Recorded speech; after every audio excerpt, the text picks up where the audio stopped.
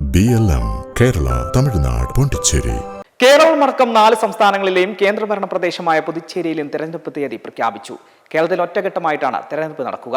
കേരളത്തിൽ ഏപ്രിൽ 9-ന് വോട്ടെടുപ്പ് നടക്കും. വോട്ടെണ്ണലും ഫലപ്രഖ്യാപനവും മെയ് 4-നായിരിക്കും.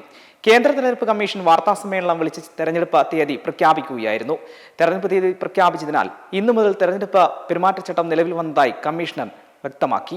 സംസ്ഥാനത്തെ SIR-ന് ശേഷം മാർച്ച് 13 വരെയുള്ള കണക്ക് പ്രകാരം 2,71,11,856 പേരാണ് ആകെ വോട്ടർമാരുള്ളത്.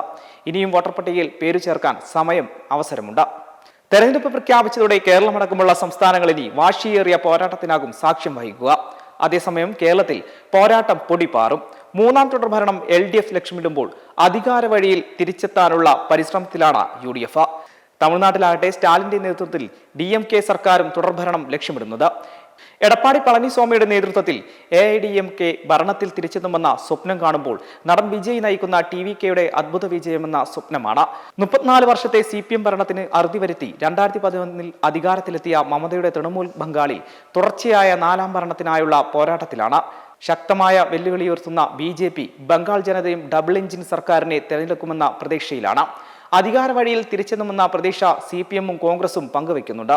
അസാമിൽ BJP അധികാര തുടർച്ച ലക്ഷ്യം വെക്കുമ്പോൾ കോൺഗ്രസ് അധികാരം തിരിച്ചുപിടിക്കുമെന്ന വാശിയിലാണ്. പുതുച്ചേരിയിലും സമാന അവസ്ഥയാണ്. BLM കേരള തമിഴ്നാട് പോണ്ടിച്ചേരി.